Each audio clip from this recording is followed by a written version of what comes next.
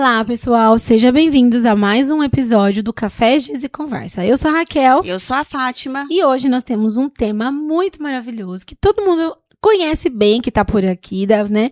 Sobre a vida acadêmica, né? E para nos ajudar... Para deixar esse papo ainda melhor, a gente está com um convidado super especial para falar um pouquinho aí sobre publicação de livros, vida acadêmica.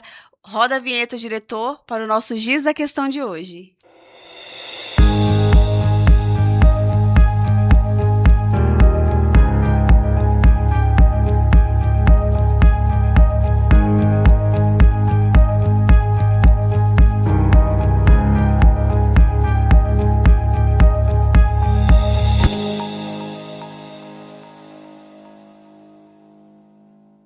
E o X da questão de hoje é vida universitária e jornada acadêmica. Olha, para conversar, eu vou pegar uma colinha aqui agora da formação dela, né? Que é bem extensa. Para conversar com a gente recebeu a Célia Lara, que é pesquisadora, já publicou livros na área da educação, possui doutorado em educação pela Universidade de São Paulo, mestrado em Educação pela Universidade Estadual de Campinas, graduação e licenciatura plena em Pedagogia pela Faculdade de Filosofia, Ciências e Letras de Tupã e graduação e licenciatura plena, bacharel em Letras pelo Centro Universitário Nossa Senhora do Patrocínio de Itu. Atuou como supervisora de ensino na Rede Estadual de Ensino em São Paulo e docente do ensino superior. Atualmente é diretora do Departamento Pedagógico da Secretaria Municipal de Educação. Tem experiência na área de formação docente, com ênfase em educação, atuando principalmente nos seguintes temas: metodologias e didáticas, educação à distância e gestão educacional. Seja muito bem-vinda, Célia. Muito obrigada, é um grande prazer estar aqui. Eu quero parabenizá-las, né, aí pela iniciativa, porque realmente, né, Café, Giz e Conversa é muito interessante. As três coisas são realmente coisas que nos levam a pensar alguma coisa que seja agradável e, ao mesmo tempo, seja útil para a sociedade, né? E faltou o suor, né? E muito suor. Né? Então é um grande prazer para mim estar aqui, tá? Muito obrigada pela sua presença. Nós estamos muito honradas, né, por você estar aqui conosco. E eu gostaria que você contasse para nós, né, para os nossos ouvintes, como foi a sua trajetória como professora acadêmica e a sua relação com a pesquisa científica. Então, eu estava conversando com vocês aqui no início, né? Na verdade, aos 17 anos, eu ia iniciar minha vida acadêmica e, na verdade, eu queria fazer direito. Mas, naquela época, a minha mãe chegou, né, e falou: olha, filha, o seu pai vai pagar a sua faculdade, mas ele não quer que você faça o curso de direito. É uma universidade, uma faculdade para homens. Não para meninas, né? Então, você vai fazer o curso na área da educação, assim como o seu cunhado. Eu tinha um cunhado que era bem mais velho que eu, como se fosse um pai para mim. Hoje, ele já faleceu, mas ele foi diretor de escola há muito tempo. Inclusive, é uma pessoa, assim, que foi a primeira pessoa que eu falo que realmente confiou na minha capacidade, né? Aos 9 anos, ele me deu para ler Maravilhoso Mundo Novo. Tinha 9 anos, nunca vou esquecer. Porque naquela época não tinha livros infantis. E se tinha, não estava ao alcance das crianças, né? Da biblioteca pública, enfim, o que a gente podia, né? Aí eu peguei, fiz letras, foi meu primeiro curso, que era mais próximo do direito, era letras. Aí eu fiz letras, na época não tinha em Itapevi, São Paulo, nem pensar, meu pai não deixava ir, mas tinha um ônibus que ia para Itu. Esse ônibus, eu e muita gente de Itapevi estudou lá. Tinha direito também, mas só tinha homens realmente que faziam, não tinha mulheres, né? Aí eu fiz letras, né? Comecei lecionar para PEB 1, né? Como professora primária, ali no Rainha, não, no Briquet, na verdade, como eventual. Depois eu passei no concurso, fui para o Rainha, aí eu fiz pedagogia. E foi uma época difícil na minha vida. Fiz pedagogia, logo em seguida eu fiz, acabando, né? Eu prestei concurso para professor 2 na época, que era de letras. Comecei a lecionei em várias escolas. Aí eu fui para vice-direção do Rainha. Na época, era assim, quem era vice-diretor designado tinha um status, eu diria assim. Mas Era muito quem, chique, né? agora quem era nomeado era melhor ainda. Ambas eram cargos assim. Aí eu fui vice-diretora no Rainha, designada, né? Aí eu fui convidada para ser nomeada, que era um negócio assim do outro Chique, mundo, né? né, na época. Lá no Rondon, e eu fui para o Rondon, né? Aí eu prestei concurso para PEB 2, passei, né? Então durante o dia, eu sempre tive 2, 3 empregos, eu trabalhava durante o dia como vice-diretora e à noite professora, dando aula, né? De letras, na área de letras, né? Literatura, eu sempre fui apaixonada por literatura, né? Bom, aí eu prestei concurso para diretora, passei, o primeiro concurso que eu prestei, passei, fui para direção. Eu fui diretora, meu primeiro cargo foi no Novais. Uau, Novais. que Eu fui diretora legal. lá há 5 anos, né? Daí eu prestei, na época, quando eu entrei, eu prestei concurso também para supervisão. Passei, só que eu não fui chamada na primeira, mas eu fui convidada para ser supervisora em Taboão da Serra. Na época era delegado de ensino. Uau. Era um amigo meu, gente muito boa, ele me convidou, né? Naquela época não tinha classificação, nada disso. Uhum. Eles convidavam e você ia ou não, né? Aí eu fui, fiquei em Taboão da Serra 2 anos e meio, trabalhando na supervisão, designada, né? Aí me chamaram para supervisão, eu fui e comecei a trabalhar em Itapevi. Daí eu fui supervisora em Itapevi durante uns 20 anos. Eu era supervisora lá em Itapevi, fui supervisora de várias escolas ali, fui supervisora em Jandira, fui supervisora em Barueri, fui supervisora até em Pirapora. Uau. Porque a região da diretoria de ensino era toda aquela região, né? Aí, quando eu estava, né, voltando à questão acadêmica, daí, quando eu estava como diretora, eu fiz o curso de psicopedagogia. Fiz o curso de psicopedagogia pela Santana. Na época não tinha psicopedagogia, estava na moda fazer psicopedagogia. Aí eu fui, era um pessoal da PUC que não tinha, só tinha na Santana. Na PUC eu não conseguia pagar, porque realmente o valor era muito alto. Uhum. Mas o pessoal da PUC dava aula na Santana de sábado, o dia todo. Aí eu fui para lá, fui fazer psicopedagogia, fiz psicopedagogia. Aí eu peguei, prestei, daí eu falei, eu quero fazer mestrado, doutorado. Aí eu prestei, primeira vez que eu prestei o mestrado foi na USP, eu não passei no mestrado da USP. Aí eu prestei outro ano, não pode desistir. Eu prestei na Unicamp e passei. Uau. Passei na Unicamp com o tema de educação de adultos, a questão da afetividade, que na época estava assim, muito em pauta. Aí eu prestei, fiz o mestrado lá em Campinas. E acordava às 5 horas da manhã, deixava meu carro lá na ponte do Piqueri, atravessava a ponte e pegava o ônibus de alunos. O ônibus de alunos era lotado, que não pagava, né? Daí eu falei, é esse mesmo que eu ia. Aí eu estudava, fazia de manhã os créditos que tinham que ser feitos e voltava com o ônibus comum, né? Porque o ônibus ele só ia de manhã e depois ele voltava à noite. Então, tinha que dar um jeito. Daí eu vinha e trabalhava à tarde e à noite. Ainda a minha sorte é que eu sempre trabalhei à tarde e à noite, né? Como diretora no estado sempre precisou de gente que trabalhasse à noite. Ninguém gosta de trabalhar muito à noite, né? E principalmente naquela época. E depois, como supervisora também, sempre trabalhei à noite, né? Enfim, e aí quando eu acabei, eu não tinha nem acabado o mestrado, já me convidaram para dar aula em faculdade. Aí eu comecei a dar aula lá em Itu, onde eu estudei, né, na Colégio de Freiras. As freiras me convidaram para dar aula lá e eu dava aula lá. Meu irmão morava lá na época, então eu ia à noite, eu trabalhava durante o dia e ia à noite para lá. E fazia o doutorado. E daí eu consegui entrar na USP. Por quê? Porque quando eu fazia o mestrado na Unicamp, eu fiz disciplinas na USP. Então eu fiz um métierzinho. Você tem que ter seu métier. Ó, já primeira dica aí pra vida acadêmica, tá? Você tem que ter seu métier. Eu fiz um métier, fiz algumas disciplinas lá, né? Então eu eu conheci um pessoal lá, conversei com eu fiz uma disciplina com um crédito eu fiz com a Roseli Fishman. e eu fiquei apaixonada por ela.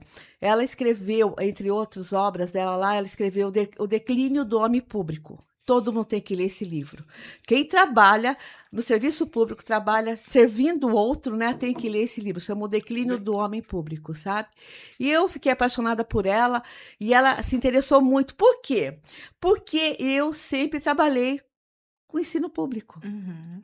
Eu sempre trabalhei com a escola pública. E eu digo que isso desde que eu era criança. Eu lembro que eu comecei a estudar no colégio de freira, né? Eu era pequenininha, minha mãe colocou no colégio de freira. E quando chegou no 3º ano, minha mãe não podia pagar mais. Aí ela me colocou na escola pública, no colégio Senador Verqueiro, nunca vou esquecer. E eu lembro que nós chegamos, porque assim, eu estudava no colégio de freiras.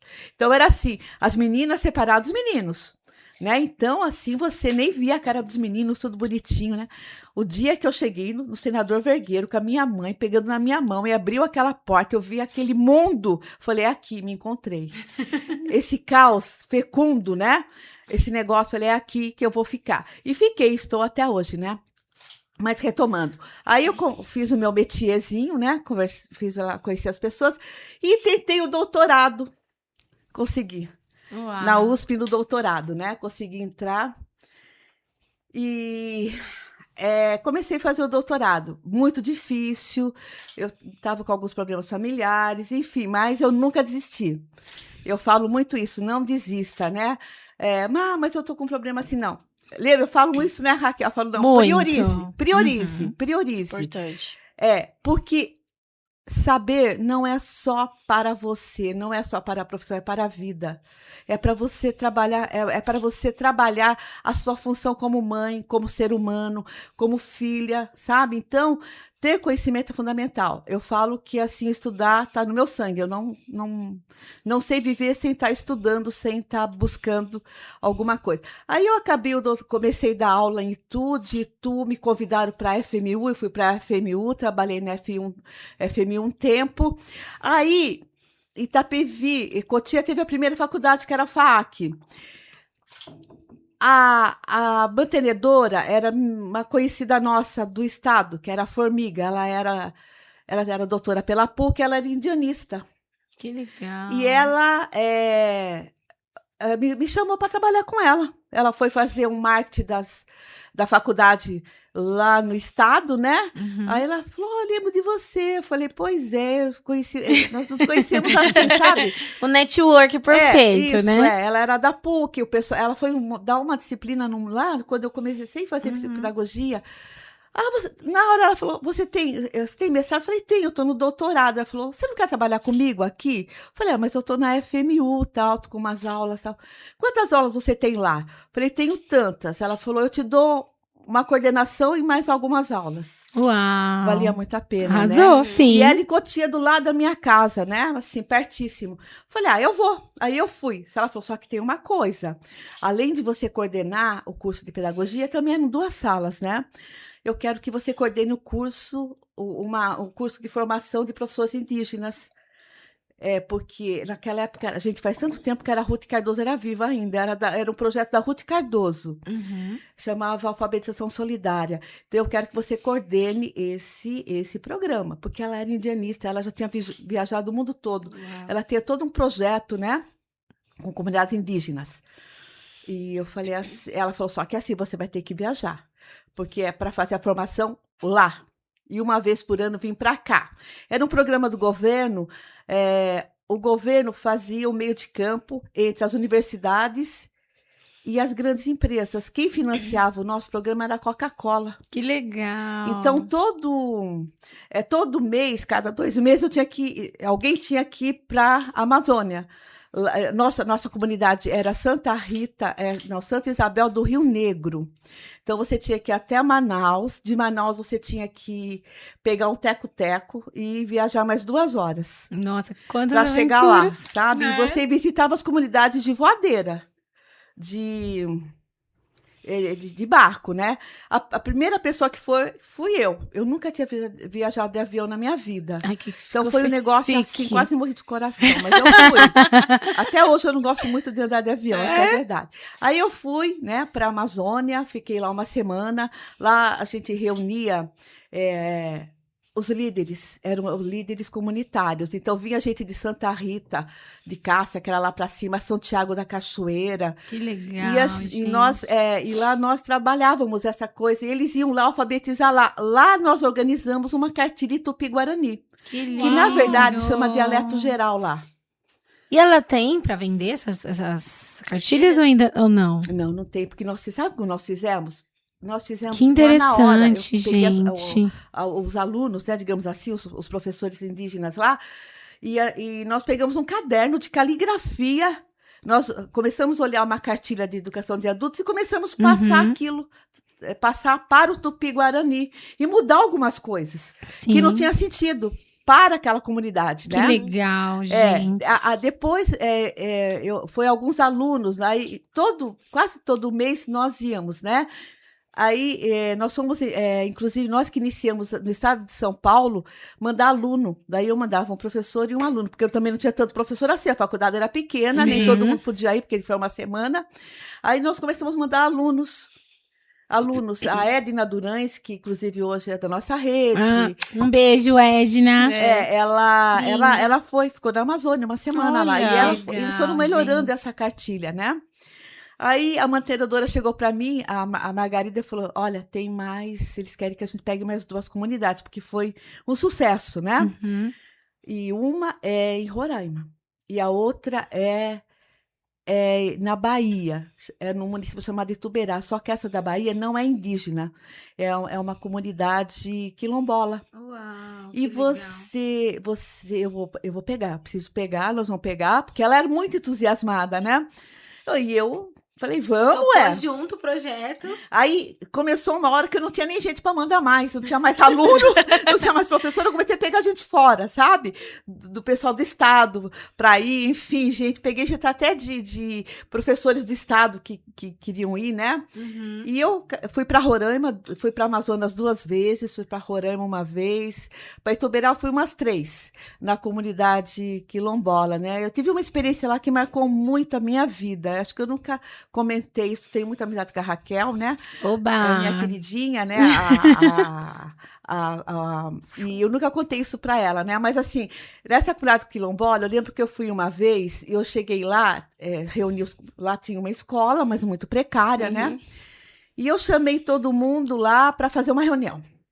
E eu adorava a reunião, né? Eu era supervisora de ensino, certo? Supervisoras adoram reunião. Eu já era supervisora de ensino, falei, é isso mesmo, marquei uma reunião com todo mundo, mesmo porque é importante, né? Sim. Aí comecei a conversar, tal, eles falaram, não, professora, nós paramos aqui, a gente não conseguiu continuar, porque a gente não tem material. Eu falei, mas por que vocês pararam? Vocês têm que parar, porque não sei o quê. Eu comecei, né?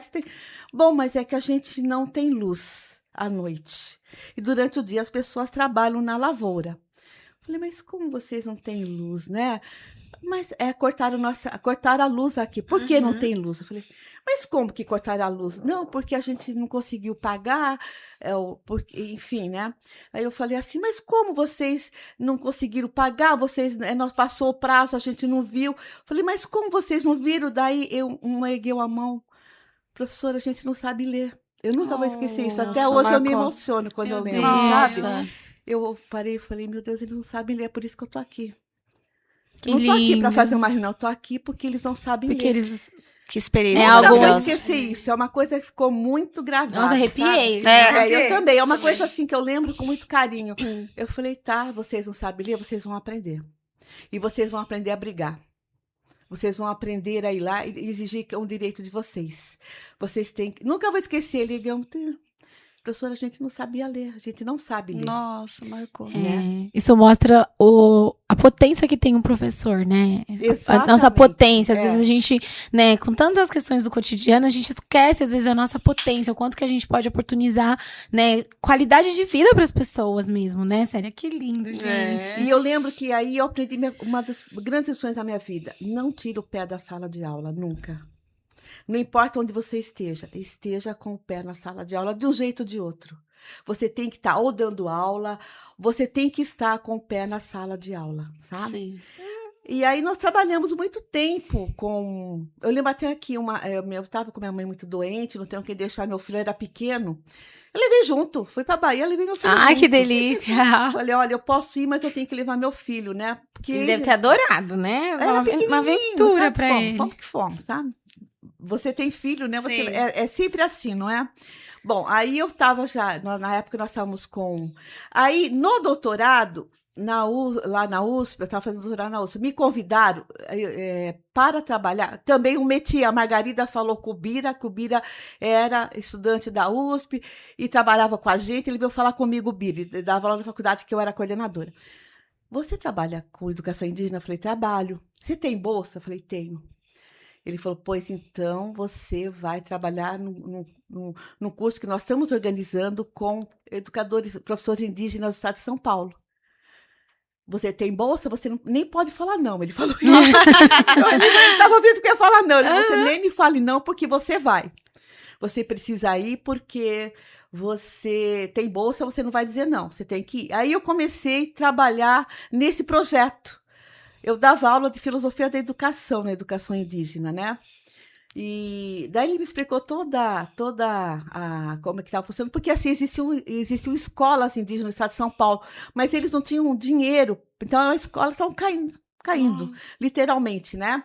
Então tinha os professores indígenas lá, mas não ganhavam nada, a escola não tinha verba nenhuma, mas estava funcionando. E eu era supervisora, quer dizer, eu tinha tudo que eles queriam. Eu era supervisora, e eu poderia apoiar o projeto, indígena, né? Falei, beleza, vamos que vamos. Aí eu comecei, né? Daí eu fui eu falei que eu fui promovida no curso, né? Além de trabalhar com filosofia da educação, imagina dar filosofia da educação para a comunidade indígena, Sim. só eu mesmo, né? Eu também comecei a trabalhar a questão, colaborar na coordenação, né? Porque eu era supervisora e uma escola para funcionar, ela tem que ter calendário escolar, vocês sabem, sou Sim. coordenadora. Eu fico curiosa, assim, né? Como que é o calendário escolar das que eu vou te comunidades, falar né? agora, Como que funciona, né? Porque não é como os nossos. Não, foi a segunda grande lição da minha vida. Aí eu toda metida, lógico, né? Continuava, supervisora de ensino e tal, fazendo meu doutorado, né? Olha, eu preciso que vocês me enviem imediatamente um calendário escolar. Expliquei, eu chamei as lideranças indígenas, né? Então eu tive muita dificuldade. Olhando para você, né? Senhora, né? Eu tive muita dificuldade. Porque o professor indígena, ele faz o que ele quer, a hora que ele quer. O indígena, ele não faz o que você quer, a hora que você quer. Não é que nem você marca uma reunião de HTPC e todo mundo vai, entendeu? Eles têm o ritmo deles, né? Mesmo na Amazônia eu tinha muito problema. Por quê? Acabava o almoço e eles iam pro redário. Ai, que delícia, Eu gente. É o meu sonho. Para acabar, eu tinha uma meta, porque a gente trabalhava por meta, né? Eu tinha que dar conta, e eles não saíam do redário, eles iam para a hora que eles queriam, né? A criança indígena, ela entra e sai da sala de aula a hora que ela quer. Porque é muito calor, eles saem, vão no rio, tomam banho Depois e voltam. Ai, gente, a autonomia Até deles. hoje é assim, sabe? Bom, aí então, voltando lá, né? E aí eu chamei, olha, eu preciso de um calendário escolar, eu preciso de uma PM, porque senão vocês não vão, para a gente poder dar entrada na diretoria de ensino de vocês, para a gente poder ganhar verba, expliquei tudo. Eles gostaram da ideia do dinheiro, lógico, para vai arrumar a escola. Aí apareceu, eu tinha uma índia chamada Catarina, uma senhora, nunca vou esquecer, ela era professora indígena. Foi a primeira que apareceu com papel, assim, um caderno, com lápis. A professora, tá aqui o nosso calendário. Gente, eu olhava aquilo, eu não entendia absolutamente nada. Eu que fui diretora de escola, tal. Eu falei, tá. Aí eu fui falar com o Bira, né? Que o Bira... Falei, Bira, olha esse calendário, eu não entendi nada, né? Daí ele começou a rir, ele falou... Eu tão chique, tão elegante. Ele falou, sabe o que é esse calendário? Esse calendário é de lua, é por lua. Ai, porque que a criança graça. indígena, ela ajuda na lavoura. Ela ajuda na lavoura e quando é época de colheita, ela não vai na aula, nem adianta. Então, eles fizeram o calendário de acordo com a lua. Uau, que incrível, Demais, gente. né? Com os ciclos da lua, né? Catarina, Quanta sabedoria, né? A Catarina é aqui de São Vicente, mas a gente trabalhava por polos, então eu viajava, eu sempre viajei muito, né? Uhum. Eu ia uma semana, eu ia para Tupã, que lá tinha tinha uma comunidade de caigangues, que é muito interessante. É uma etnia assim, que você tem que muito que aprender com eles, né? E uma semana eu ia no Guarujá, que tinha um polo aqui, e assim ia, sabe?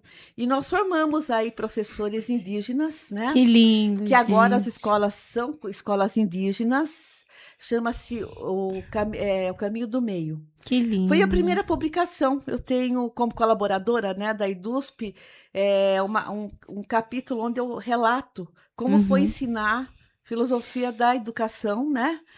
E para professores indígenas, Que lindo. mesmo no estado de São Paulo. É muito interessante. Olha, Célia, quanto conhecimento, né, que você passou pra gente em relação à questão indígena, né? Olha, quando ela me contou da história do calendário lunar, eu falei, quanto que a gente ainda tem que aprender, né, com as nossas origens, os povos originários, né, e tudo mais. Mas a gente tem uma ideia de que a pesquisa acadêmica, né, a gente precisa ficar trancado numa biblioteca, né, então você já trouxe que a sua experiência de vida profissional, né, se transformou numa pesquisa para o público em geral, né. Isso. E como que é agora, né, voltando para quem tá lá no território acadêmico e tá, né, sonhando com publicar e precisando também, né, como que transforma um texto acadêmico em um livro? Para as pessoas que sonham, que queiram, como que foi esse processo do seu primeiro livro e das outras publicações que você tem, né? E falar um pouquinho das suas publicações pra gente. Então, quando alguém me pergunta como é que eu já estou na minha 5ª publicação, né? Esse foi a primeira, aí num livro seguinte, falei sobre essa experiência num outro livro, mas um capítulo só, coordenado por uma colega nossa. Aí eu fui coordenadora solo, né, num outro livro com o pessoal do Estado. Que legal. E depois nós tivemos uma outra publicação, que é a Educação Contemporânea, que está até aqui, né? aqui, Que eu conheci a Raquel, né? Sim, foi nosso Eu tive o encontro. grande prazer de conhecer a Raquelzinha, né? Que é minha filha, eu falo com ela. Ela me adotou, gente. Somos bem parecidas, graças a Deus. Ah, que legal, Célia. Aí desse livro, nasceu o Caminhos da Infância, né? Bom, primeira coisa, você tem que ter um olhar curioso sobre o mundo. Você não pode só olhar e só aceitar. Você tem que perguntar sempre por quê. Né? Eu falo que você tem que ter um olhar de criança. Eu falo muito isso, né? Em cinemas. Você tem que ter um olhar de criança. Você tem que saber aquilo tem que te incomodar de alguma maneira, né? Então, o que te incomoda? Sobre o que você gostaria de falar? É a primeira coisa, né? Você tem que ter esse olhar curioso sobre o mundo, né? E ter um olhar que seja flexível, você tem que aceitar, você tem que conviver com as coisas que você talvez não entenda, e eu até não concorde, não importa, né? Isso é fundamental. Aí, a partir disso, você precisa começar realmente a escrever. Então, tem muita gente que fala, mas eu não sei por onde. Eu falei, comece a escrever. Comece a escrever, né? E sempre tem a ideia que você pode aprender mais. Sempre tem alguém a quem você possa buscar, um autor, uma ideia, alguma coisa onde você possa possa acrescentar mais além do seu olhar, né? Sim. Um olhar que seja múltiplo, né? Uhum. E a ideia é que você sempre tenha a aprender. Sim. Falando das suas publicações, né, 5ª que você falou, Célia, então eu queria destacar, né, o Caminhos da Infância. Pega aí, diretor, pra gente. Caminhos da Infância, ó, tá aqui, ó, que eu inclusive fui no lançamento, né, e aí vocês, né, as duas, podem falar um pouquinho, qual foi a grande inspiração, né, dele, qual a principal mensagem que você quis passar para os leitores, e aí vocês podem falar, né, o que inspirou. Eu vou deixar a Raquel, então, porque ela é bem entusiasmada com esse livro, né, Raquel? Fique à vontade, e a realização de um sonho, em primeiro lugar, né? E eu acho que esse livro só foi realizado porque ele foi feito a muitas mãos, né? Eu acho que a própria capa dele já fala, né? Foi feito a muitas mãos. E ele surgiu de diálogo mesmo, né? Das nossas inquietações, minha e da Célia. Eu falava das minhas inquietações, das minhas angústias, a Célia acolhia, né? Fortalecia, né? Com aporte teórico, mandava eu estudar, Raquel, leia isso, lê tal autor, né? Ela sempre me instigando a essa relação com a pesquisa, né? Então, eu sempre trazia, tô com dúvida nessa questão, né? Então, até a revisão da literatura mesmo, de buscar outras questões. E a nossa paixão pelos pequenos, né? Eu acho que a nossa paixão por educação infantil, né? Essa questão de e convidar esse time também de apaixonados por educação infantil. Então, todas as pessoas que contribuíram, né, com o texto foram pessoas que amam educação infantil. E a gente pensou também que não é um livro só na área pedagógica. Então, são pessoas de diferentes áreas do conhecimento. Então, tem advogado, tem psicólogo, né, tem policial que escreveu. São pessoas de diferentes áreas. Tem mães, experiências, né, com a relação com a maternidade. E, claro, com a vida, né, docente, com a formação de professores, né, e, enfim, toda essa gama. Então, acho que surgiu, né, desse interesse da gente também ficar mais juntas, porque a gente ficou 11 meses, né, não é um dia, né, gente, foram 11 meses, né, nos debruçando aí em volta do projeto, ia texto, voltava texto, série agora, e eu aprendi muito, assim, eu aprendi do começo ao fim, né, como que se elabora um texto, relação com a editora, né, que a gente vê o livro, assim, muito bonito, muito lindo, mas ninguém imagina os bastidores, né, tive que ajudar a organizar, né, o lançamento, né, conversar com os outros autores, porque o livro contou com diferentes autores de áreas do conhecimento. E juntamos uma galera aí para falar de educação infantil. E Caminhos da Infância é justamente isso que a Célia falou, né? É o pé sempre dentro da sala de aula. Acho que foi isso, né? Acho que é verdade. O primeiro livro aqui que em conjunto com a Raquel, foi um grande sonho que eu tinha, que era justamente reunir várias áreas aí. Esse daqui. Como a Raquel falou, nós temos de professores acadêmicos, né? Temos era um delegado de polícia, que era psicanalista, que é esse conhecido nosso, meu primo, né? Que falava sobre a importância da disciplina, né? Até quando eu convidei, ele falou, mas será que isso vai emplacar? Eu falei, claro que vai. E ele falou, assim, brilhantemente sobre a importância da disciplina, de você poder ter uma disciplina que você possa ensinar, né? Enfim, então, de lá surgiu o Caminhos da Infância, né? Não é fácil. Na verdade, você tem que ter alguma coisa, como eu te falei, o primeiro passo é o que é que eu gostaria de pesquisar. O que é que me motiva muito, né? É claro que esse é o primeiro passo, né? Na psicanálise. Sim. É o desejo, né? Qual o desejo que eu tenho, né? Eu tinha muito desejo de mostrar para as pessoas, né, a questão da infância e da criança. Como isso caminha ou não caminha, entendeu? Como a gente pode estar diferenciando a infância da criança. E eu acho que isso a gente conseguiu muito bem localizado no segundo livro, porque o primeiro ele era um pouco amplo, né? É começar a escrever. Sim. Né? Vou começar a procurar alguém que também pense ou que tenha mesmo desejo que você pare falar sobre aquele tema, né? Então, se você tem que ter esse olhar, você tem que falar, olha só, a Raquel gosta de falar de criança, gente, olha, que interessante, olha, vamos, né? Então, esse é o primeiro passo, né? E depois você está agregando, você tem sempre, na vida, tudo você tem que agregar, tudo tem que agregar, né? Então, quem vai aderir ao seu projeto, você faz o convite. Olha, eu gostaria. Quem mais gostaria? Você gostaria? Aí você marca uma reunião, né, Raquel? Fizemos isso muito. É o passo a passo, né, gente? Marquem reuniões. Aí cada um fala, né, enfim, o que pretende, e você que está coordenando, você tem que saber, você tem que estar costurando, é como uma coxa de retalho mesmo. Está costurando aquilo, um tema não pode até ser muito parecido com o outro, mas não pode falar a mesma coisa. Você não vai encontrar nesse livro um autor que fale a mesma coisa que o outro. Quer dizer, nós trabalhamos todos no eixo da infância, da primeira infância, mas você não vai encontrar ninguém que fale a mesma coisa. A Raquel fala uma coisa, eu falo outra, o Marcelo fala outra, o Macir fala outra, o Cleiton fala outra, entendeu? Mas todos nós falamos sobre a infância, como no primeiro livro todos falavam de educação. Tudo de educação. Só que com olhares diferenciados, né? É um trabalho maravilhoso, né? E aí é lindo, as publicações, os livros. E aí vem os desafios, né? Que não é fácil, né? O resultado é maravilhoso. E aí vem a pergunta, né? Que é mais ou menos aí as dicas que você passou pra gente. Como que funciona esse processo criativo? Como que você organiza o tempo para dar vida a essas obras? Pensando no quem concilia, por exemplo, a rotina pesada hoje da universidade, né?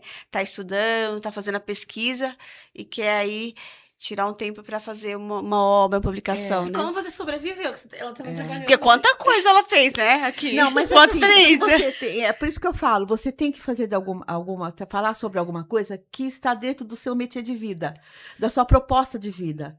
Então não adianta, por exemplo, eu querer falar sobre a produção do cimento, sei lá, porque isso não está no meu métier. Eu vou ter que estudar muito, então você tem que olhar ao seu redor, você vai encontrar muita coisa para falar que ainda não foi falada. Né? Ou você vai trabalhar com muitas ideias que já foram trabalhadas, mas que você tem um outro olhar, né? E por isso você não precisa concordar com tudo, muito pelo contrário, né? E as grandes mentes, eu costumo dizer, são pessoas que não concordavam com aquilo que viam ou que estavam vivenciando, eram pessoas que discordavam. E é por isso, né, que elas, mas sempre trabalhando dentro daquela proposta de vida que você tem. Sim. Então, aquela velha pergunta, o que é que te incomoda muito? O que é que você gostaria de entender melhor e de falar sobre aquilo? É a primeira. Se você não tem nada que te incomoda, nada que você gosta de falar, você nunca vai escrever um livro. Então, mentes calmas, né? Mentes tranquilas, não é aquela história, né? Ventos quando eu posso, calmos, né? não movem barcos, né? O que move são tempestades. Sim. Eu falo que eu sempre vivi no meio da tempestade, né? Porque enquanto eu estava em todo esse processo, né, escrever, acabando doutorado, fazendo livro, eu trabalhava de tutoria ainda, porque naquela época o supervisor fazia tutoria. Fora do horário de trabalho. Então, nós trabalhávamos fora do horário de trabalho. E que hora que eu tinha? Eu trabalhava de manhã, tarde na supervisão e à noite eu dava aula. Que hora que eu ia fazer tutoria? Que hora que era? De madrugada. Então, eu chegava, era educação à distância, era tranquilo, né? Pois, inclusive, eu trabalhei na Anhembi Morumbi. Né? Nesse período eu já tinha ido trabalhar para a Unip, eu tive um convite da Unip e fui para a Unip, comecei como professora, saí da FAAC, né? Foi que eu deixei de trabalhar com educação indígena no Amazônia, Roraima, e comecei a trabalhar no estado de São Paulo. Aí eu fui para a Unip, trabalhei um ano como professora, fui convidada para ser coordenadora, trabalhei 8 anos lá. Aí eu não tinha tempo, gente, não tinha tempo, porque eu trabalhava, 2 filhos, né? Não dormia, Célia? Então, é isso que eu vou te falar agora. Eu sempre dando aula à noite na faculdade, sempre nunca parei de dar aula em faculdade, né? Aí as minhas alunas, eu falava, tem que estudar isso para a prova, que prova? Tem que estudar. O pessoal acha que vai fazer faculdade sem estudar, que vai escrever um livro sem estudar, tá enganado, né? Que não é assim, vai fazer mestrado, doutorado sem estudar. Não é assim que funciona a vida, né? Aí eu brincava e falei, escuta, mas o que vocês fazem da minha... olha, professora, mas eu trabalho, eu estudo, não vai dar tempo. Eu sempre orientei TCC, sempre, minha vida toda orientando TCC, né? Que hora que eu vou escrever? Eu falei, ué, o que você faz da meia-noite às 6? A temida frase, fantasma, até hoje, né? Mas, professora, eu durmo. Eu falei, ué, não durma? Escreva. Mas, professor, eu tenho sono. Eu falei, então, eu vou te ensinar uma coisa, presta atenção. A primeira noite, a primeira semana, você faz assim, você fica da meia-noite à 1. Aí você vai acostumando. Aí chega uma hora, você não precisa... Gente, olha, eu vou ser sincera para vocês. Muitas vezes, eu saí da cadeira que eu estava, que eu passei a noite inteira escrevendo doutorado, e ia para a USP. Eu tomava um banho e ia para a USP. Porque eu estava fazendo doutorado, eu tinha que cumprir crédito, né? Não é romântico, né, gente? Não é. Ai, olha, doutora, Não é fácil. Não é romântico, né? Não, Às vezes a gente romantiza muito, né? Essa questão da vida acadêmica, né? E não é romântico, né? Não é para os fracos. Imagina. Não é para os fracos. Porque mesmo que você tenha muito dinheiro, ou você tenha uma vida muito tranquila em virtude de você, não é assim. Se for, porque não é bom. Se você encontrar muita moleza, muita tranquilidade, não é bom. Você está no caminho errado. Porque é muito difícil. Eu passei muitas noites sem dormir. Muitas noites, tanto para fazer um mestrado, como doutorado. Agora tem um detalhe, eu também não sou muito de dormir, não é muito do meu perfil, então para mim não foi difícil. Gente, então se você como quer muito de dormir como eu, gente, vai sofrer, porque Vai sofrer. é terrível, né? Na época do mestrado era bem difícil, assim, porque eu não trabalhava, né? Então, assim, fora dos estudos, né, na pesquisa, eu não trabalhava. E mesmo assim, gente, era muita demanda pra gente dar conta. Então, eu já dormi muitas vezes de madrugada, então tem que ter uma gestão de tempo Sim, muito organizada pra você conseguir dar conta das É demandas, verdade, porque é sim. muita coisa mesmo. Sim, Se você sim, for uma pessoa que não se organiza, Não. você se perde, aí começa a não dormir todos os dias, aí Sim. sua saúde já era, né? Porque trabalhar, estudar, filho pequeno, não é fácil, É né? verdade, não, Mas tem não que é ter o fácil. propósito, priorizar ali, porque... Na verdade, assim, a gente sabe que as pessoas têm que dormir, né? Eu acredito nisso, que as pessoas têm que dormir. Mas, assim, como eu falei, não é fácil. Não. Aí você tem que, aquilo que eu falei no começo, você tem que priorizar algumas coisas. Sim. Você tem que Exatamente. priorizar algumas coisas na vida. Não dá para ter tudo às vezes, entendeu? Não dá. E é muito difícil. É como eu falei, é um caminho, não é fácil. Se está sendo fácil, porque não é esse o caminho. Fica a Uhum. dica aí. Procura outra coisa, porque você está no. Ah, não, mas olha, eu vou fazer o mestrado, é só do final de semana. Eu falei, o quê? Mestrado final de semana? Aonde? Não, tal. Vá ver, pode ver, não está reconhecido, não tá, se tá autorizado, não está reconhecido, não existe mestrado à distância, não existe, isso não existe. Ah, mas agora tem o híbrido. Mas, e eu falo isso com muita segurança, que eu trabalho como conselheira, como avaliadora no Conselho Estadual da Educação, desde 2011, quando me chamaram pela primeira vez por causa do doutorado. E não é fácil, você não vai, eu sei, quando eu falo, não existe, não existe isso à distância, isso... Ó, eu lembro muito bem, teve uma época que minha sobrinha, inclusive, chegou para mim e falou, olha, eu vou fazer mestrado em psicopedagogia. Eu falei, não existe mestrado em psicopedagogia. Não, eu vou fazer porque estão oferecendo em tal lugar, tal. Eu falei, olha, você quer fazer, você faz. O que aconteceu? Ela foi dar aula de faculdade, a faculdade não aceitou. Porque reconheceu. A gente tem que tomar cuidado. O mestrado estava autorizado, mas não estava reconhecido. O conselho não tinha reconhecido. E ela perdeu basicamente 2 anos da vida. Não perdeu porque, evidentemente, ela entrou, não só o conhecimento, mas ela entrou com o processo e ganhou.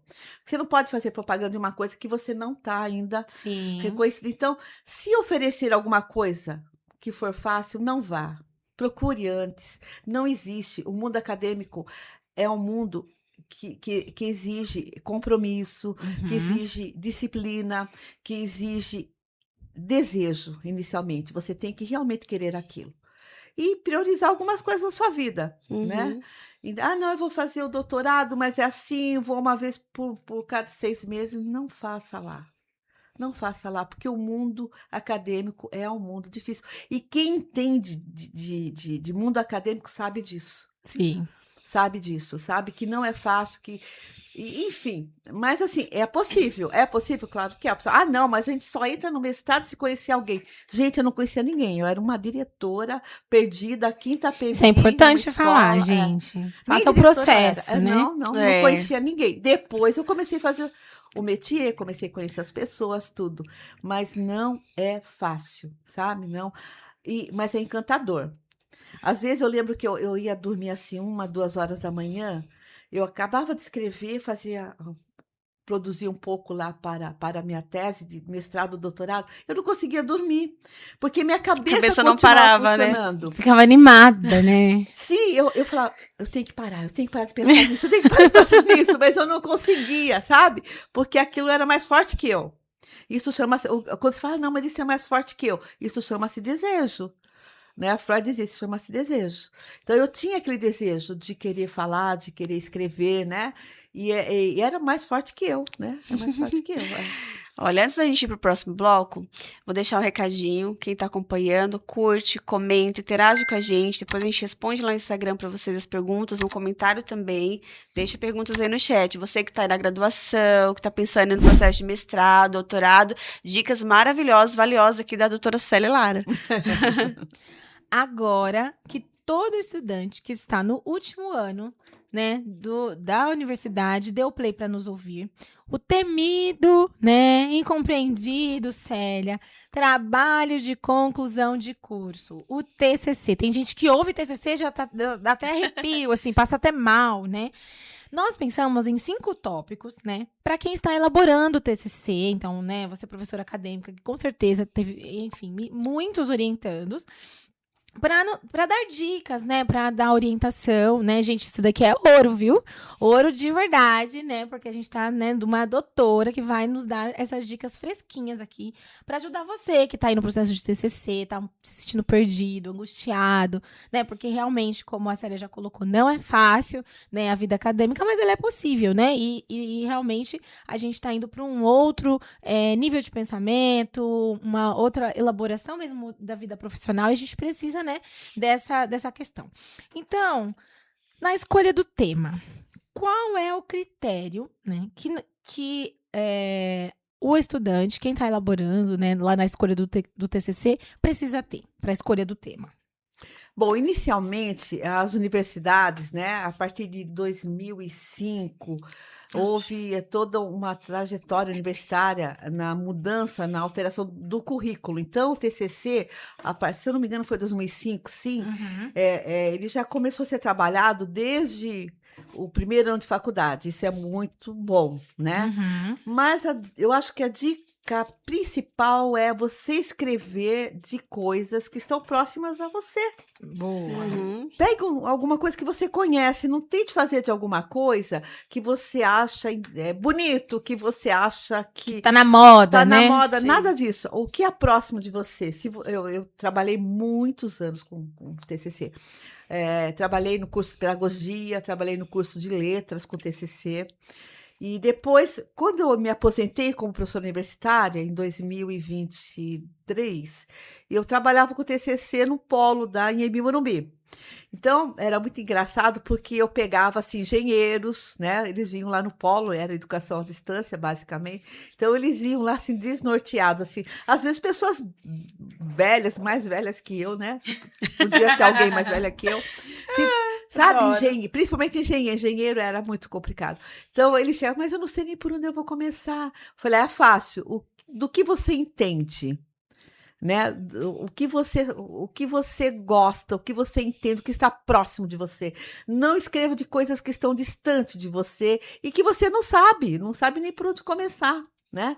Mas eu acredito que nas universidades, essa é a primeira orientação que a gente dá, né? O que você gosta, o que está próximo de você. E isso não vale só para o TCC. Isso vale para qualquer coisa na vida que você quer ter sucesso. Trabalhe com as coisas próximas.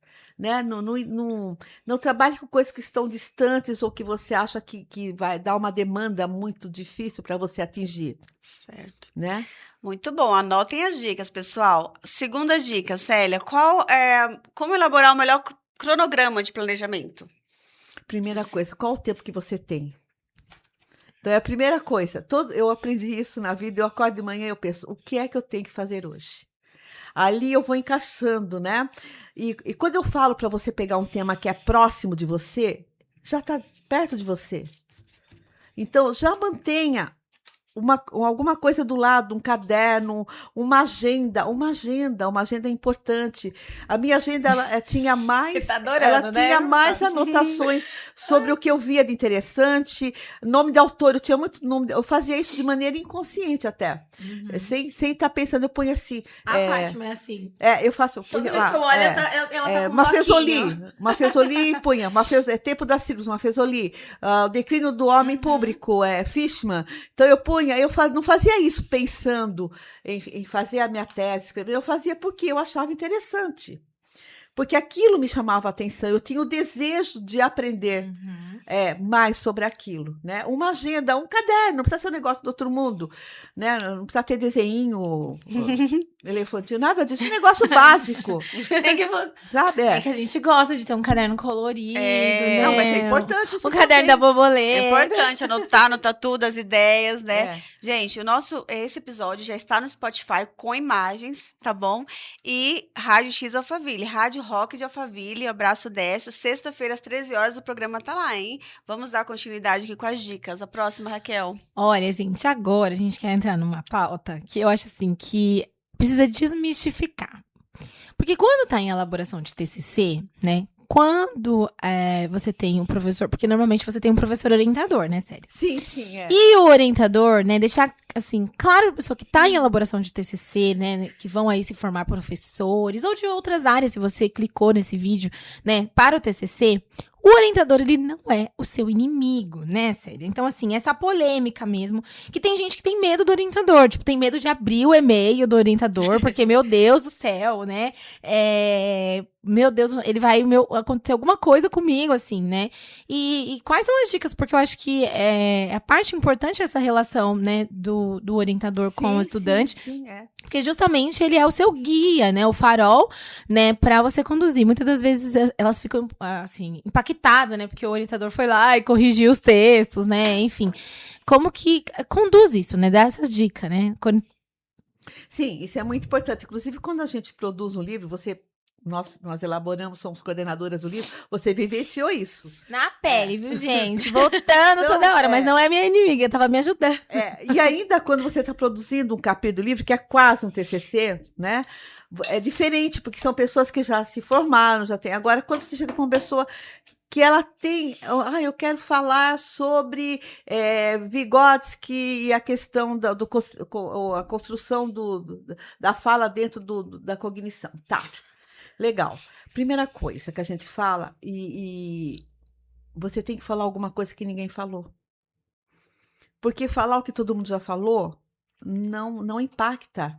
Né? E é mais difícil, sabia? Mais difícil. Não, mas onde que eu vou encontrar? Falou, se você falar o que todo mundo já falou, as pessoas vão te questionar mais. Então é melhor você falar de alguém que nunca falou nada, que ninguém conhece, mas as pessoas que não conhecem também. Então vai ser mais fácil na hora da defesa. Então procure ter propriedade, a coisa inédita. Procure a coisa inédita, procure a novidade. Novidade que eu falo, então é o cara que está na moda. Não estou falando o cara que está na moda. Pelo contrário, você vai encontrar aí autores que desconhecidos quase. E é isso que impacta, é o inédito. Então quer dizer que eu... Não, você pode... não, eu quero escrever sobre Piaget. Tá, você vai escrever sobre Piaget? O quê? Procura uma veia do Piaget que seja... alguma coisa que as pessoas ainda não escreveram, o que vai ser muito, muito difícil. Vai ser muito difícil, né? Agora, se você procura uma outra pessoa, pega o Maturana, por exemplo, que ele é piagetiano em muitos aspectos, mas ninguém fala dele. Vai ser mais fácil você falar, você não vai ser tão questionada, né? E é o inédito. Lembrando sempre que o TCC, ele não é o TCC pelo TCC. Quando você começa a fazer um TCC, você faz com propósito. Não, meu propósito é se formar. Não.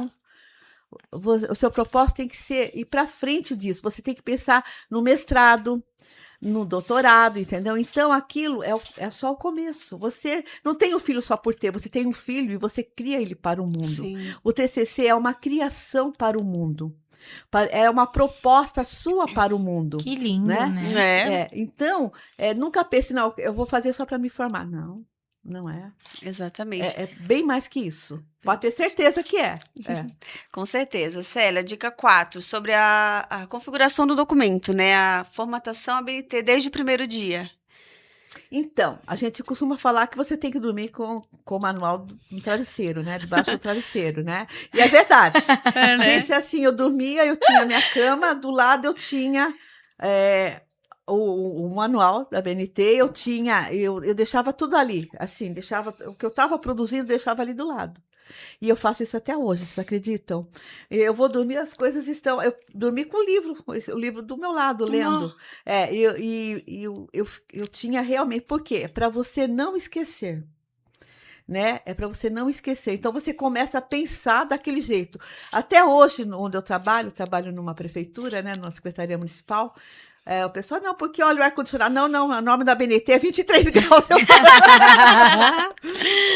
E é interessante, assim, porque hoje tem muitos programas, né, de computadores que formatam o texto, que montam o texto, mas eu acho que é interessante também você saber realmente a questão teórica mesmo, né, das estruturas do texto, porque quando você bate o olho, você já vai conseguindo identificar. Sim, Quando eu me aposentei, já estava bem tranquila essa questão da pesquisa, já tinha acesso, já estava começando a IA, tudo. O que é bom na tecnologia, eu acho fascinante, é a questão de você ter um universo de informações. Só que o TCC não é só informação, é a profundidade. É a profundidade da informação. Então, e a profundidade, a IA não te dá. A profundidade é uma característica humana. É você, o ser humano, que vai dar a profundidade e a direção daquilo. Você pode colocar, e eu faço isso, eu sou aluna ainda, eu faço curso de Direito, por incrível que pareça, estou na metade do curso, né? E eu acho que eu ganho muito, né, perto das pessoas que são mais jovens que eu, por causa disso. Não, procurar na IA. Tá, você procura na IA, já procura, agora passa para mim. Aí o pessoal vai falando e é permitido olhar a IA no final. Sim. E eu vou colocando aquilo no papel de uma outra maneira. Aí eu falo, não, espera aí, então para. Agora outro procura outra coisa na IA sobre isso e vou colocando. Não é para usar a IA? É para usar a IA. Você tem que usar a IA, ela está para isso. Tá pra isso. Né? E é fascinante, eu sou assim, uma simpatizante da educação à distância, eu sou uma simpatizante do uso da tecnologia, sempre fui, né? Mas tem que ter profundidade. A IA não te dá essa profundidade. E tomar também o cuidado, porque às vezes a IA também traz informações equivocadas. Muitas! E por isso que você tem que ter, né, a sua parte de conhecimento. Porque senão você acredita em tudo que a IA fala, Verdade, não verdade. questiona, aí vai lá entregar pro orientador o texto. Eu adoro E a orientadora devolve. Não é esse autor, né? Porque, por exemplo, às vezes eu busco algum texto, alguma coisa, e ela traz referências com autores Nada a ver. equivocados. Então, assim, tem que ter o conhecimento da leitura. verdade, Senão você é enganado pela IA, viu? Verdade. gente? No TCC. Outro dia, como aluna, mesmo sei que eu estava pesquisando, e a IA me deu uma informação. Aí eu coloquei, não, pus no IA mesmo, porque eu esqueci que é uma máquina.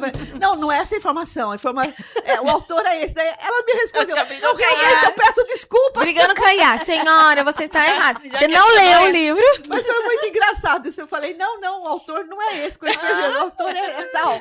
O autor é esse que eu estou falando, do autor tal, né? Que a gente estava trabalhando de filosofia do direito, né? Falei, não, o autor não é esse, não estou falando desse autor. Aí ela me respondeu, não, realmente não é esse autor mesmo. Então, gente, tomem cuidado, né? Eu acho que essas dicas que a Célia trouxe é extremamente importante. Pode utilizar IA, já é regulamentado pela questão das normas mesmo, né? A utilização da inteligência artificial, mas sempre questionando, né? Sempre tendo senso crítico aí, que é muito importante. E agora, Célia, a gente quer entrar numa questão, né? Que é sobre a questão da saúde mental, né? Dos graduandos, dos formandos. E eu acho que esse último ano, né, último semestre, é sempre mais pesado, né, já tem uma gama de coisas, ainda mais quando você tem dupla, tripla jornada. Então, as dicas, assim, né, porque realmente a gente escuta, um TCC não vale a sua saúde mental. Nada vale a sua saúde mental, né, gente? Então, quais dicas que você dá, assim, para os seus muitos orientandos de hoje aqui que estão nos ouvindo? Então, depende do que você entende por saúde mental, né? Isso é um outro aspecto. Então, você pode ter, assim, vários pareceres do que seja saúde mental, né? E você tem que saber aquilo que você consegue, aquilo que você não consegue. Isso não é só para o TCC, é para tudo, né? O que eu consigo fazer, o que eu não consigo.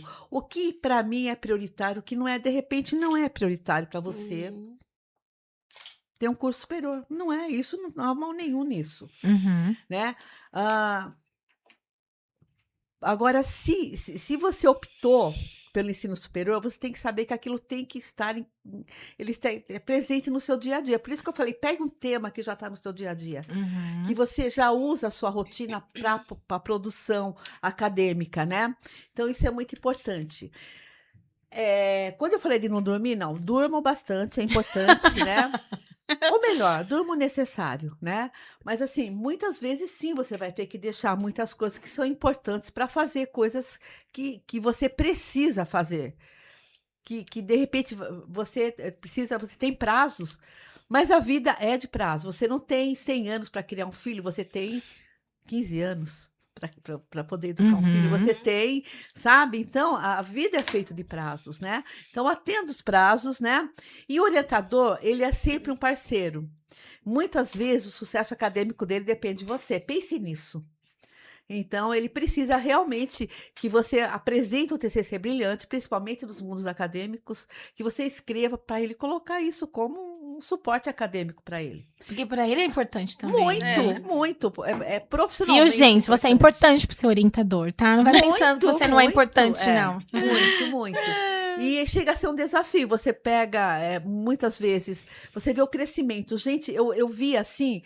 Eu ficava assim, muitas vezes, assim, meu Deus, como que essa pessoa cresceu fazendo TCC? Que beleza. Sabe? E eu tive uma aluna que ela está no doutorado, era minha aluna do curso de letras.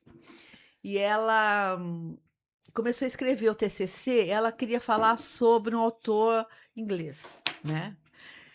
E eu percebi que ela não conseguia localizar o cara historicamente. Sabe? Eu falei, não, você tem que aprender história primeiro. Se você não souber história, você não vai saber fazer, você não vai saber escrever sobre ele, né? Essa menina, gente, ela se esforçou muito. Ela fez um TCC brilhante. Que linda. Mas foi muito difícil, porque ela me trazia, eu falava, não tá bom, não é assim. Essa informação tá solta. Não é. E hoje ela acabou fazendo doutorado na área. Olha! Ela falava muito bem inglês, né? E ela, outro dia encontrei com ela falou para mim, olha, se não fosse você, tá dando aula em faculdade, tudo, né?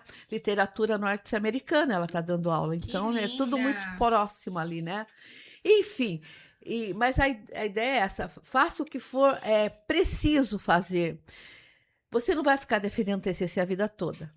Você vai defender TCC um período da sua vida. Se esforce, faça o melhor, né? E, não, porque a minha saúde mental é mais importante. Então a saúde mental, depende, para mim, sem estudar, eu fico maluca, eu tenho que estar estudando, eu tenho que estar lendo, eu tenho que ter um desafio, assim, intelectual, para que as coisas tenham sentido para mim. Então, isso depende muito, às vezes. Agora, não confundir a questão da saúde mental com inércia. Quando você para de produzir, você entendeu? Sim. Às vezes você tem vontade de parar, mas não pare, continue fazendo, né? Porque se você chegou até ali, você é capaz. E te tira da zona de conforto também, né? Mexe com você, né? Todos Sim, esses desafios, né? Sim, se você chegou até ali, se você está para defender um TCC, se você está para defender uma tese de mestrado ou doutorado, você não chegou ali à toa. Você tem uma trajetória. Então, você é capaz, você consegue. Eu acho que o maior trabalho de um orientador, eu orientei inúmeras teses nem coloquei no meu lápis, porque não teria como colocar, né? É justamente essa, de você falar, não, você consegue, você pode, você chegou até aqui, você pode. Mas eu não tenho horário. Olha, acha um horário. Pega um pouquinho toda noite, enfim, você consegue. Eu vou fazer eu quero entrar no mestrado, mas eu não consigo fazer um projeto de pesquisa. Olha, pega outro modelo, pega um modelo, né, vá na IA, vá na internet, procure um modelo, não é você fazer igual, né? É uma inspiração, né? Isso, exatamente. Olha, Célia, para a gente fechar essa parte técnica, vamos falar um pouquinho da banca, né? Você citou um pouco aí. O que quais os pontos mais importantes na hora de avaliar, né? Que eles avaliam. Então, eu participei de uma banca de mestrado, a banca TCC nem sei quantas, não dá para contar, mas tanto no curso de letras como de pedagogia, mas eu participei de uma banca de mestrado uma vez, e o que a gente, o que é inédito, o que ninguém falou ainda, entendeu? Pode ser até de um autor, de um pesquisador, de alguém que seja conhecido, mas que tenha alguma coisa inédita ali. Porque é justamente isso que conta, até no TCC. E isso piora um pouco, né? Ou melhora um pouco no mestrado, quando você... Falei isso com a Raquel recentemente. No mestrado, você produz, você relata a sua pesquisa. Você trabalha com a pesquisa. Doutorado, não. Você trabalha com a produção de ideias. Socorro. Tem que ser um negócio inédito mesmo. Muito Sim. mais inédito. E o TCC funciona mais ou menos assim. entendeu? Então, a primeira coisa que uma banca vê se aquilo é inédito, se aquilo é uma coisa nova e a utilidade daquilo, para que vai servir. Sim. Entendeu? Não adianta eu fazer um TCC ou uma tese de mestrado, doutorado que não vai servir para ninguém, que não tenha sabe, que não seja para benefício pessoal, ou não, tem que ser um negócio que seja inédito e que sirva para o mundo, sirva para a sociedade. São as duas coisas mais importantes. Que aula maravilhosa, né? Obrigada, né, por ajudar os nossos ouvintes, né, que estão aí, né, preocupados com o TCC, a planejar melhor os processos, por trazer a sua experiência, né, que é inspiradora. E aí, fala pra gente onde a gente te encontra, o seu Insta, os seus livros. Então, eu tenho o Facebook, o Instagram, eu não tenho endereço aqui, acho que é Célia. A gente vai deixar aqui. Aqui. Isso. Lara, isso. No Facebook eu tô como Célia Lara. Eu ainda trabalho mais com o Facebook, eu sou mais do passado, né? Mas eu também tenho, viu, gente, Facebook. Eu trabalho mais com o Facebook, né? E eu estou aí, qualquer coisa, estamos aí, podemos conversar. Tenho o meu e-mail, celi.lara@gmail.com, né? É o mais antigo que eu tenho, né? E é sempre um prazer estar conversando. Ainda estou trabalhando, né? Trabalho na Prefeitura Municipal. Eu não estou de diretora, eu estou só na parte pedagógica agora, né? Sim. Então, já fui diretora do departamento lá pedagógico, é um departamento que trabalha bastante ali, né? Que tem muitas demandas, né? Uhum. E hoje eu trabalho lá como professora, eu sou professora, né? E eu tenho um grande orgulho em ser professora. E deu vontade de ser sua aluna, viu? Deu Hoje vontade, todo vendo mundo a sua faz história, maravilhosa. Olha, antes de finalizar, tem um presente pela participação, muito mimo do nosso Café de obrigada. Conversa. Que lindo, muito obrigada. Eu agradeço a oportunidade. Tá? Imagina, ó, maravilhosa. Ó, pra você que está nos ouvindo, assistindo, respira fundo, pega o seu cafezinho, vai dar tudo certo no TCC, tá? Não esqueça de comentar, de curtir, acompanhar a gente no Instagram, na Rádio X Rock, né? A Rádio Rock X Alphaville. Até a próxima, gente. Um beijo. Tchau. Tchau, gente. Até a próxima.